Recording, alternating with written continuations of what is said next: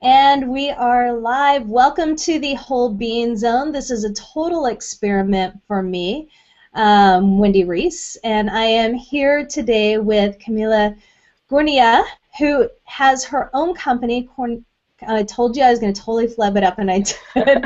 CamilaGornia.com. She is a social media specialist, and while her career is in marketing, her degree is in psychology, and she has a complete fascination with what makes people tick and what makes businesses successful, and she has a gift of bridging those two together. So I'm really excited to be talking to Kamila today about social media, particularly for the solopreneur, and how to figure all of this stuff out, because even though there's a gazillion how-tos on the internet, it still seems to be one of the biggest sore spots for just about everybody that I know who's trying to run a business. So welcome. Hi. Hey, Wendy. I'm excited to be here.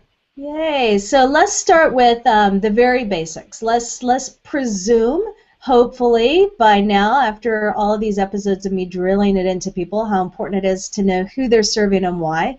Let's say they know that. So how does somebody figure out when you're a solopreneur, you're juggling all these balls anyways, and you're trying not to drop any of them, which we drop all the time, but you're trying to be really focused, and you say, okay, I want to be really effective, I want to be really efficient. Where do I focus my time and energy? How do I choose which social media outlet is best for me and my clients? Yeah, I think that's the biggest question that I get, especially from solopreneurs, because they don't want to, they don't really want to spread themselves too thin doing every single social media network if it's not going to be really successful. So the thing, okay, let me just preface that by saying, good thing that you already know what, your branding and your brand strategy, because that's usually the first step, is really figuring out, what is your positioning, what is your vision, your mission, and your target audience. And the target audience is actually the one that you focus on the most when picking the social network that you're using. So for example, if you're marketing to teenagers, first of all, that sucks because they're really hard to tie down. I have a client that oh my God, it's just like so difficult because they're on Facebook and some of them are on Twitter and stuff, but it's so hard to actually nail them. I know I'm totally off the track. No, that's great. Yeah, so for the most part, women use social media more than men do, which is interesting, and it's a higher percentage on every single social network. So if your main target are women, awesome, and that's going to be a lot easier. So in terms of which social network, it's really going to depend on, again, what your target audience is and what your brand is. So, for example, Facebook, I usually look at Facebook as the hub. So I would say if your target audience is above the age of, 20, you should probably be on Facebook regardless of what you do, because this is the hub. This is what people go to when they first look if you have any social networks listed on your website. So that's the main way that they're going to get that social proof. And social proof is basically they trust you more if they see that other people trust you as well. So the numbers on your Facebook page, if you have a lot of Facebook likes, if you get some engagement, then people automatically see that and they're like, oh, well, I want to be a part of that. I'm going to trust this person because other people trust them too. So, Facebook, I think, is the main thing that you should have regardless of what you do. Maybe when you're like some huge brand, then you can, go and experiment, and people already know who you are, so it doesn't matter. But first, starting out, I think Facebook is really important. And then going into the other social networks, there's Twitter, there's Instagram, there's Pinterest. What else is there? There's a lot of other like little niche ones. The Google Plus. Google Plus, yeah. I'm like doing two talks actually in Chicago and one in a conference in Wisconsin, and I'm doing it on Google Plus. So I'm like surprised that I totally forgot about it. Long day. Yeah. So Twitter is more kind of really fast-paced kind of copy, and you're just really putting out a lot of information. So if you like to put a lot of like news type information and really connecting with other influencers, you know, Twitter is a really great way to go. But again, if you're for example targeting people that are maybe seniors, Twitter might not be the way to go. So you see, there's a lot of different things that you really have to just know your target audience really, really well, and be able to map that into the different social networks that exist and knowing who actually goes to these social networks. And I could talk about that for hours, and I don't want to like take up the whole hour just talking about which one. So. Well, but I do want to spend a little bit of time on talking about a few of them, getting kind of nitty gritty. Probably 3 or 4. But I want to start with, because you mentioned teenagers, and I'm a little sunburnt today because I spent the day hiking with teenagers, and they kept talking about Vine, and it was one of those moments where I thought, man, I am doing social media stuff all the time, and I feel really old because I have no idea what Vine is. So can you tell everybody a little bit about Vine, and is it significant? Yeah, so Vine is kind of, people say it's dying since Instagram. So, okay, before I even talk about Vine is basically repeating videos. So you can create a video very similar to how Instagram videos do, except they're repeating, so they never stop, and it's kind of like a continual video. You can just stare at it for hours and it's the same thing, but it's usually really funny, so you just like laugh every time. That's, you know, I haven't been on Vine in a while, but yeah, so it's just like a lot of really funny videos, a lot of really creative things on there. And the videos are, I believe they're 6 seconds long, so they're very, very short. Okay. So you really have to, if you're using that for your marketing, you know, you really have to make sure that you're communicating your message really, really fast, and you're being clever or funny or really creative. If it's just boring and kind of missing the mark, people aren't going to connect with that, and they might even, you know, be negative with that. So it's kind of a hit or miss. The reason why I'm saying that it's kind of going away is since Instagram came out with video, a lot of people switched over to video and doing that on Instagram because it's like 15 seconds, and you know they can communicate it for a longer period of time, obviously. And yeah, so you know there's this huge debacle between Twitter and Facebook, and Twitter is linked with Vine, and Facebook is linked with Instagram. So that's kind of where, you know, they're kind of clashing together, that kind of thing. So yeah, I mean, in terms of marketing, I have not used it for any marketing campaigns personally. I've seen other brands use it. Really the best way to do that is through influencer outreach. So you would be, you know, seeing who's really popular on Vine, connecting with these people, you know, paying them a bunch of money so they can talk about your brand or, you know, connect with other people. So otherwise I think it'd be really, really hard to be able to connect with others because there's really a lot of people that are just, you know, all trying to be like either funny or singing or like doing really quick dances or something like that. But yeah, otherwise, I don't know. It's tough. Okay, so with Instagram, what is the most effective way for business to utilize Instagram? Yeah, so first of all, you know, I guess it would be who are you talking to? And is that wine? Yeah! You know what? It's after 5 o'clock here. It's way after 5 o'clock here. I like it. I like it. Anyway, yeah, so Instagram, you know, a really great way to figure out what you should be posting is really look at the competitors. Like, what are the people that you are looking up to that are also in your niche doing? What are people responding to really well? And that's, you know, you don't have to go and, like, you know, change the wheel or whatever that phrase is. You don't have to figure it all. There we go. You don't have to, you know, figure it all out by yourself. There's, thankfully, you know, internet is awesome, and you can just go and stalk people really quick and see what's working for them and kind of go off of that. And obviously, I'm not saying you should go steal people's ideas, but you know, there's no such thing as an original idea nowadays. There's only, you know, different takes on stuff and different styles of things, but it's still the same thing. It's still quotes. It's still like behind the scenes pictures. It's still, you know, if you're like a nutritionist, it's still the same picture of food because there's a lot of food pictures. You know, it's always the same kind of thing. So it's really seeing what what your competitors are doing and that people like, and going off of that. Okay. And then you talked about Twitter a little while ago, and one of the things that I read recently was 22 tweets a day is what you aim for. And even trying to schedule, so I just thought, okay, let me try this as an experiment. And I went into my Hootsuite and I started just posting in some stuff. It took, I think I got 6 in a day and tried to just get 5 days worth. And it took me almost an hour to do that. So how can somebody spend the time to be able to maximize Twitter? Okay, I have no idea where you read that, but that is crazy, and I don't know who would be able to do that. That is nuts.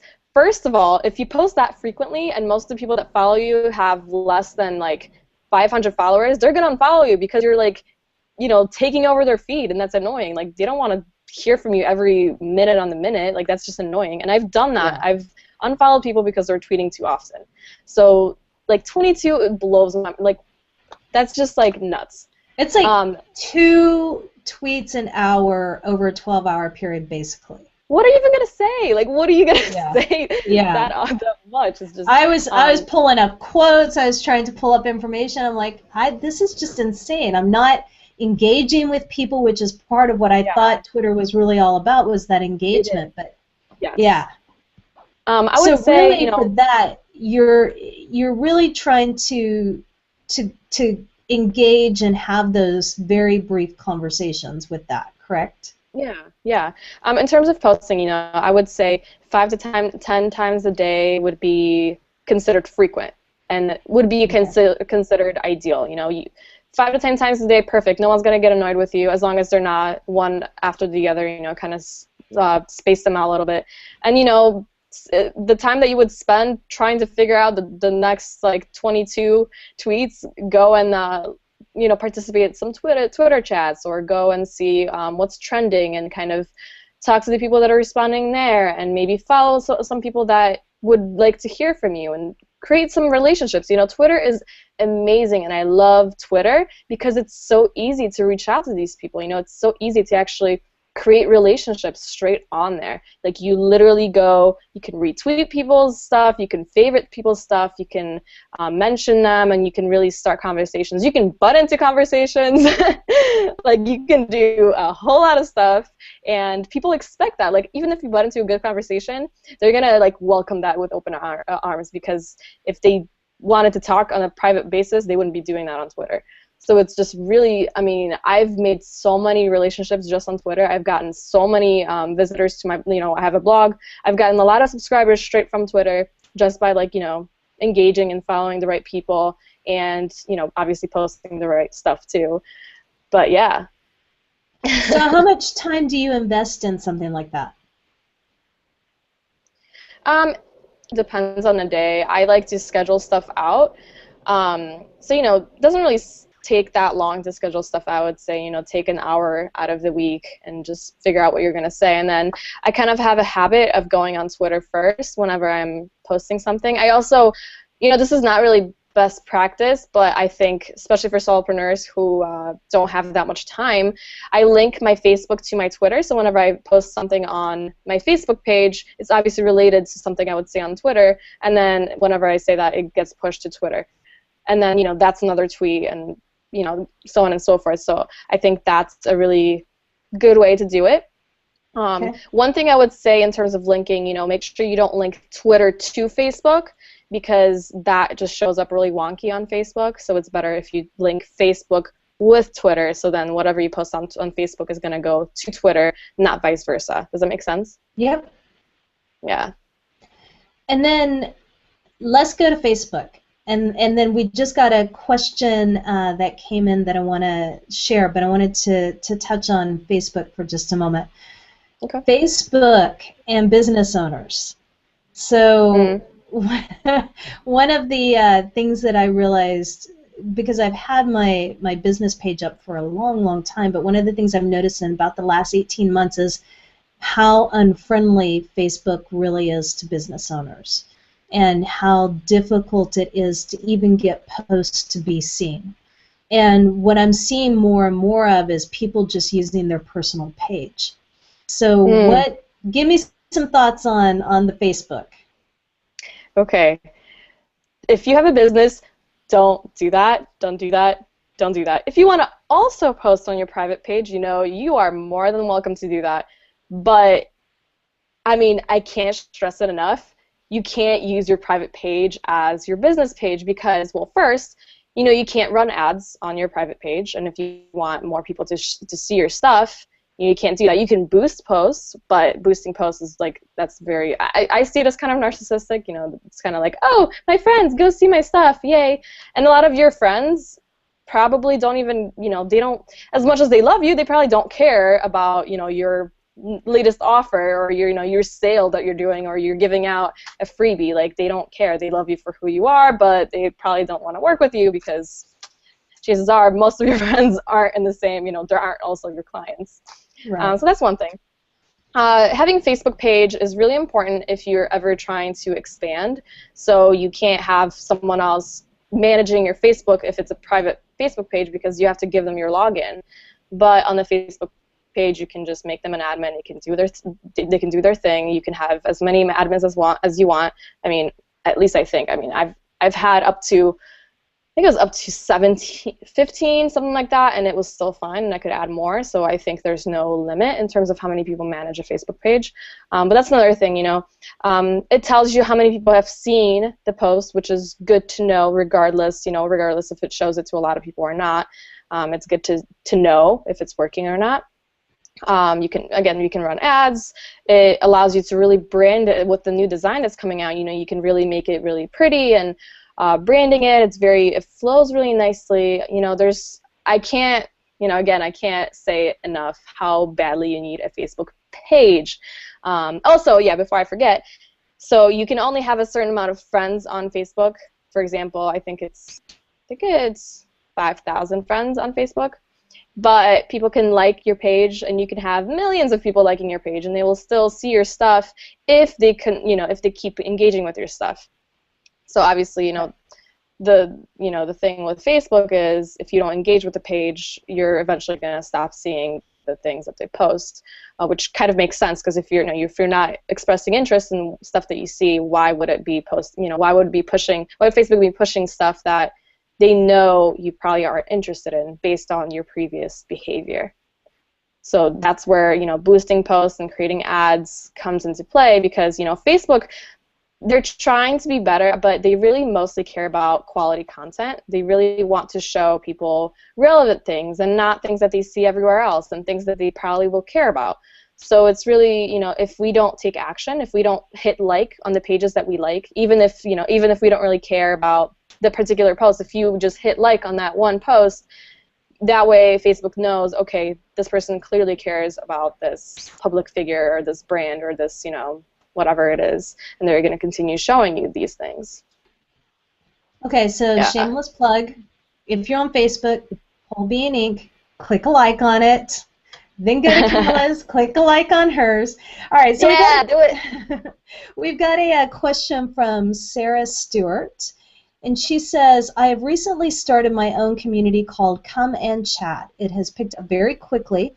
Any suggestions on how to keep it going? The group is about people helping people. Can I change the background pic to make it more of a community picture? Started with 4 people now, and I'm up to 145. Congratulations, and growing daily. I have a doctor and social worker for administrators, and I have 3 other administrators also.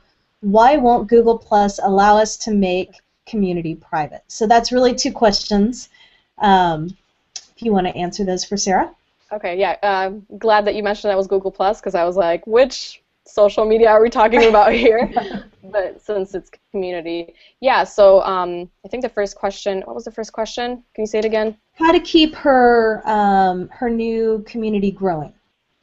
Yeah. So continually engaging with people, telling people to share would be probably the main thing because a lot of people that are engaging on there, they don't really even think to spread the word unless you tell them to. So that's, the power of a call to action, and that's really prevalent in all of marketing. You have to tell people what you want them to do if you want them to do something, because otherwise they just won't know.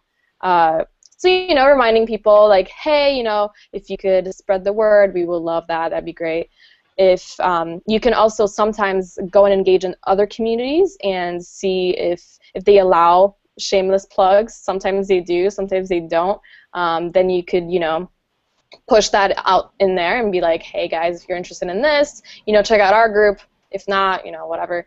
Another thing you could do is go into these other communities and share things. So if you're on your community and you could reshare stuff when you're on there and then paste them or share them on the other communities straight from that. I know it's so hard to explain without me showing. But if you share it from your community straight to another one, it will, when it's posted on that community, that new one, the link back to the first community it was in is going to show up there. So people might see, okay, this is interesting, I'm going to go back and see, this is what it is. And you could have a link in there if you want to be a little bit more blatant about it. And, it's not bad practice as long as you're sharing really good information. So if there's a nice image, a quote image, people go crazy for quotes. So that's, a really good one, and just making sure that the link is in there and people can, go back to that and see where there's more where that came from. Yeah, so I think that's the answer to the first question. I think that the other question was why Google Plus won't make it private, right? Correct. So the thing with Google Plus communities is, this is why it's really important when you create a community, you have to know if you want it to be public or private, because once you create it as one, you can't move to the other. So if you first, it's going to be a private community, good, it's going to stay private forever. If you want to make a public community, awesome, it's going to stay public forever. And I don't know why they do that. I don't know why you can't switch back and forth, probably because they don't want to trap people, or I don't know what their reasoning behind that is, but that's that's really the main reason why I guess that wasn't a reason, it was just a thing. You have to, before you create a community, you have to know, yes, it's always fine if it's private, yes, it's always fine if it's public, and before you actually create one. But congrats on making it. That's a lot of people for a short period of time, so that's really good. That's really amazing. So congrats. Yeah, absolutely. So Google Plus, let's go there now, since we're already kind of on that topic. It's interesting because over the past month and a half, I've listened to a ton of podcasts about Google Plus, and the diehards are really, really diehards about it, and then there's all these other people who are like, oh, it's dying, but I've been hearing it's dying since it started. So what I have noticed, because I have been trying to engage on it a lot more over the past month, is the caliber of conversations on it are very, very different than what you find on Facebook. It's a lot more professional. So, and I also feel like I see a lot more men using G Plus than Facebook. Is that pretty common? That's true. Yeah. Okay. There's more men than women. Although now that because I did see that, it was an infographic where I saw that women use, all the different social networks more than men do. I don't remember what it was about Google Plus, but I know that men use it more than women. Maybe it changed really recently, but I think maybe men are just more active. Maybe that's what it is. I think that's really the active user. Yeah, I think it's men are more active users, and women just in general have more accounts. But yes, there's a lot of techie techie kind of around social media, around Google Plus, around industry specific things in terms of business and career and things like that.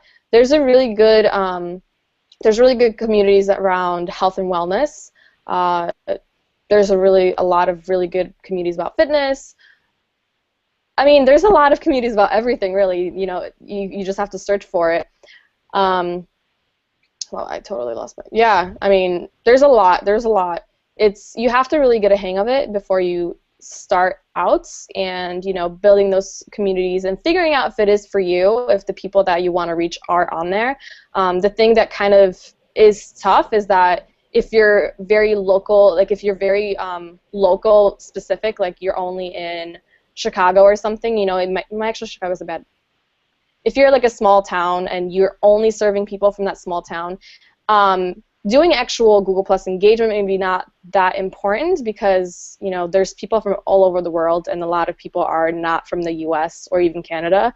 You know, a lot of people are from like India and Pakistan. Like, there's a lot of people from the Middle East on Google Plus too. Obviously not in every single community, but just like in general, I've noticed there's a lot of them there. But overall, you know, Google Plus is really, really important for your brand, for your business. If not for the engagement community factor, then for SEO, because, you know, what's the #1 search engine? Right. It's Google, and Google's gonna, you know, obviously they're gonna give priority to the people that are using Google Plus as well. And, you know, the more you link from your Google Plus back to your website, to the blog post that you're writing, the more it's gonna give it juice, and it's going to show up on the actual search results. So, you know, Google Plus is just really crucial. People are hating, you know, go and hate, and I'm just going to keep using Google Plus and getting the SEO benefit and building a community, you know. Right. So making sure that you're posting your podcast or your blog or whatever it is on your G Plus account is really important. Yep. Excellent. And then we've got Pinterest. Pinterest is, I think we all love Pinterest. Let's not lie to ourselves here. It's very visual. It's really great for anything that has to do with, I mean, it could work for anything. It's really the best if you're in the industry of, you know, food, anything that's to do with food or health or even fitness, fashion, style, interior design, anything that's really visual. You know, you very easy to blow up. For my, you know, I have a healthy living blog, and I've had it for about 3 years. And my second largest referral traffic source is Pinterest. And I get, you know, a ton of traffic just from there because things are just really easy. It's really easy for things to go viral as long as you know what to do. You know, so if you're, you know, doing the right things, if you're in the right group boards and you're just like pinning, and I'm not even on Pinterest that much. Like, I go and spend maybe one day, like in the evening, I'll go for like 30 minutes, and then a couple of days later, I'll do the same thing and just like pin stuff really quickly into like different groups, and, you know, kind of get that growing again. And yeah, I mean, I think it's really, really great as long as your imagery is really good, and, you know, it's up to the standards. There's a lot of like tips and tricks to making your pins go viral per se, but yeah. So where would people find those tips on how to make it go viral, or do you want to give us a couple of now? Yeah, well, first of all, I will give you a shameless plug real quick. I'm opening the content course later in the summer, and it's all going to be all about content marketing and social media. So, you know, I give a lot of these secrets in there. But really, a couple of things. So for Pinterest, you know, if you look at, in terms of real estate, which when I say real estate, I mean, you know, how much room are you taking up on the screen, they will give, for things that are vertical, for images that are more vertical than they are horizontal, that's #1. You know, if your images are longer than they are wider, that's #1. The longer the better, but they do get cut off, and kind of you have to expand them if they're longer than whatever. I don't even know how long it's supposed to be. But yeah, that's the #1.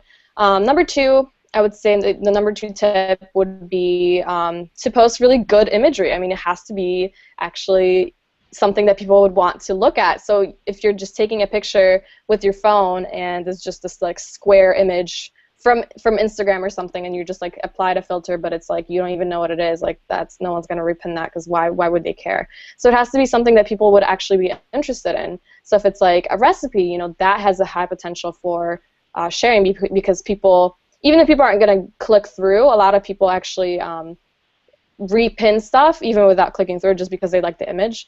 So, you know, that's really just shows you how important it is for the image to be really good.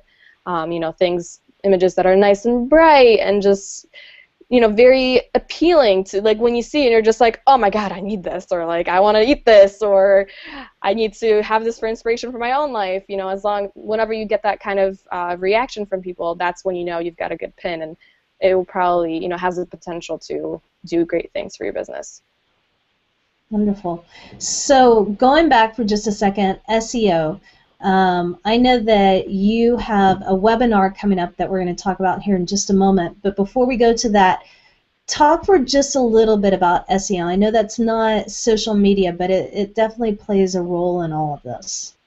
Yeah, so I will admit I'm not a SEO guru, but I do know a lot about SEO because I'm friends with a lot of SEOs, and I've had a blog forever, so I know I know. Yeah, I mean SEO is basically how well you rank when people search for a keyword. Is your website going to show up there on the first or second page? Ideally the first page because people don't usually go to the second page, but sometimes people do. So that's really what SEO is search engine optimization.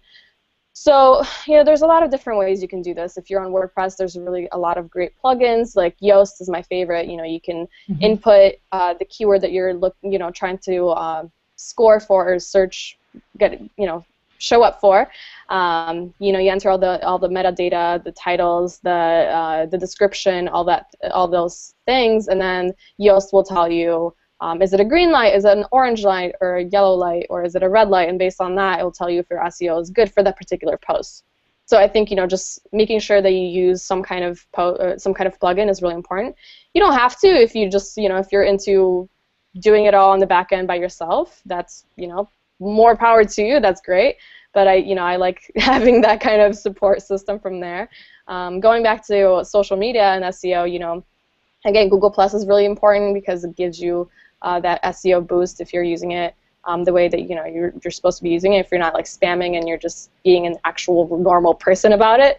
And also, actually, all social media networks do give you a little bit of a SEO bump if you're using them, and if people are actually creating their own content and sharing things with you. If people are engaging with you, if they're sharing things on your boards, or if they're going to your Facebook feed and they're actually creating a comment straight on your wall on the page, that's helping you out too, because Google is where it really goes down to. They see that people care about you, and they see that people are engaging with you, and therefore they will give you more juice. When I say juice, I mean you score higher, because they see that other people care about you, and that's really all it comes down to. They want to provide high quality content to people that really want it. So people that want it is everybody that searches for it.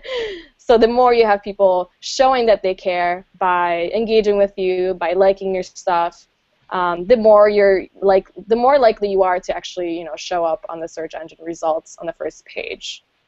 Obviously, that's like the fastest little tidbit that I could say, because there's SEO courses that there's so much about SEO that you could learn and really do all the on-page optimization, off-page optimization, getting backlinks, and there's so much stuff that yeah, just basically making sure that that's why social media is important, because it still kind of gives you that boost a little bit.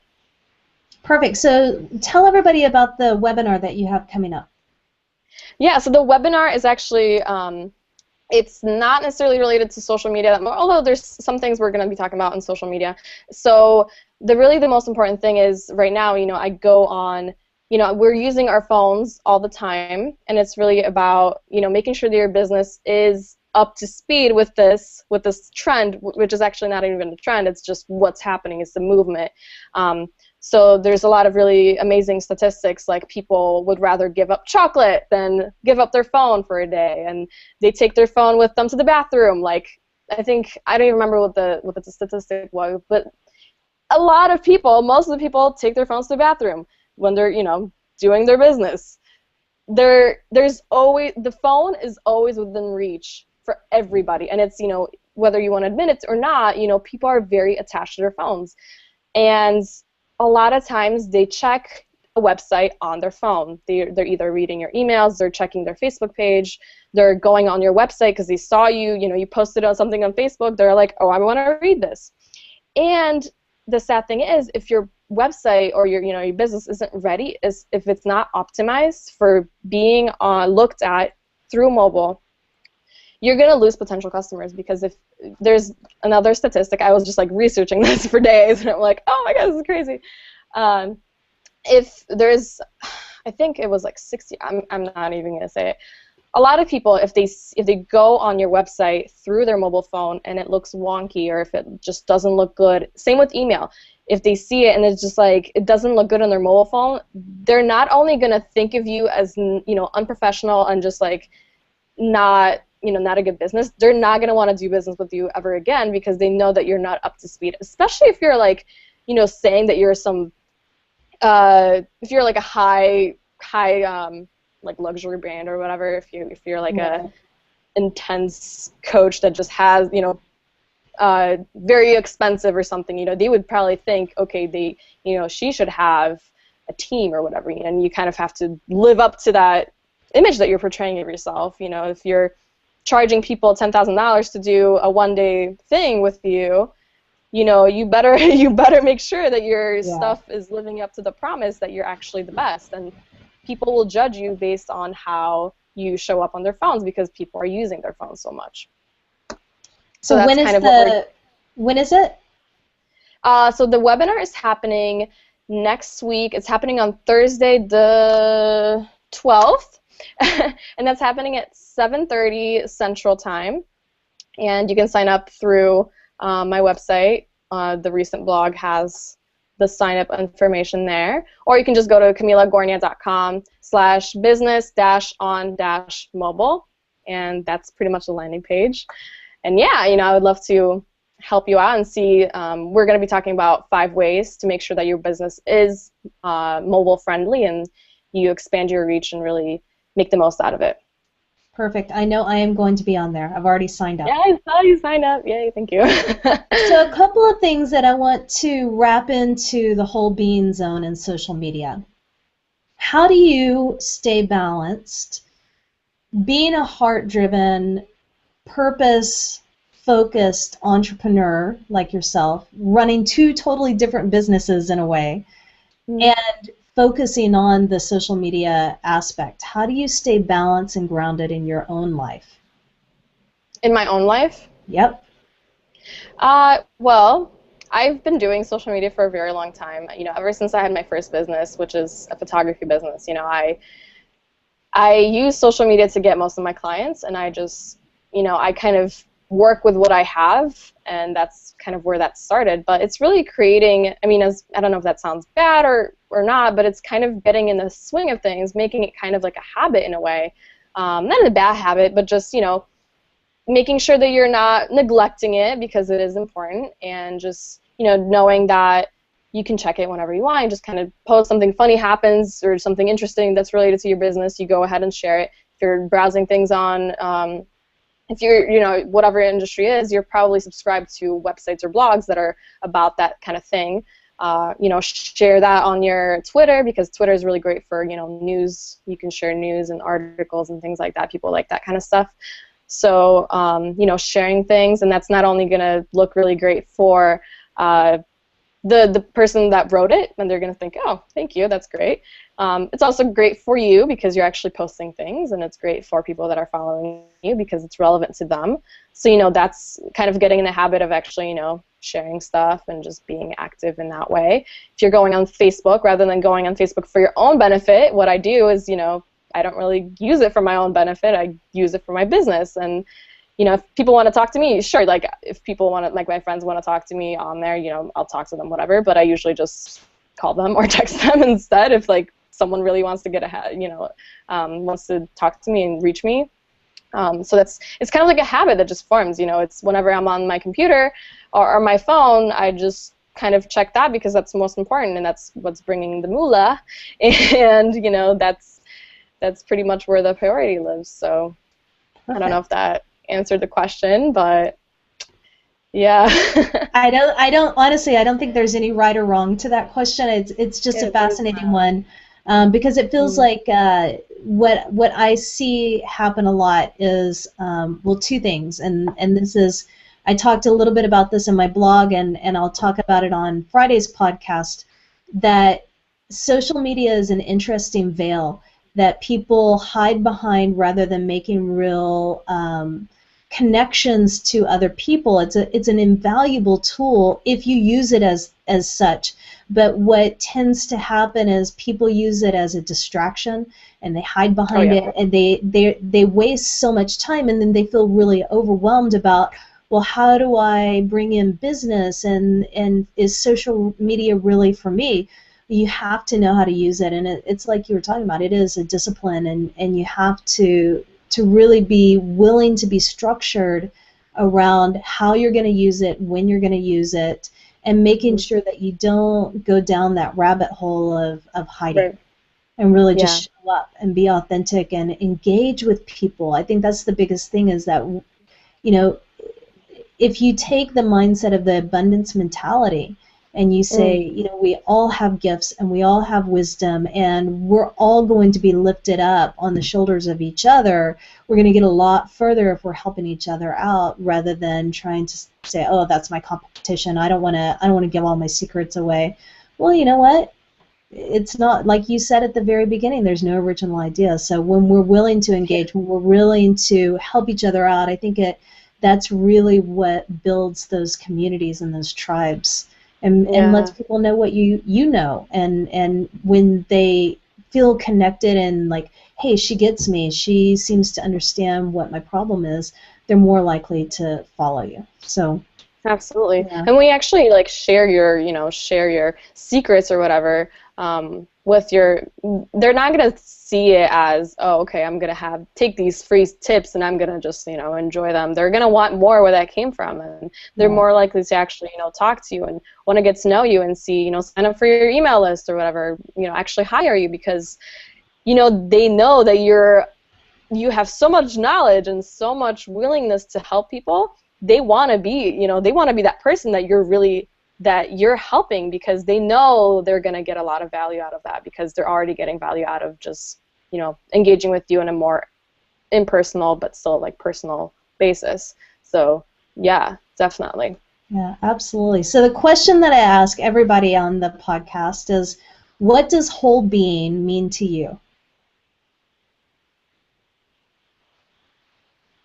Are you asking me or asking people? I'm asking you.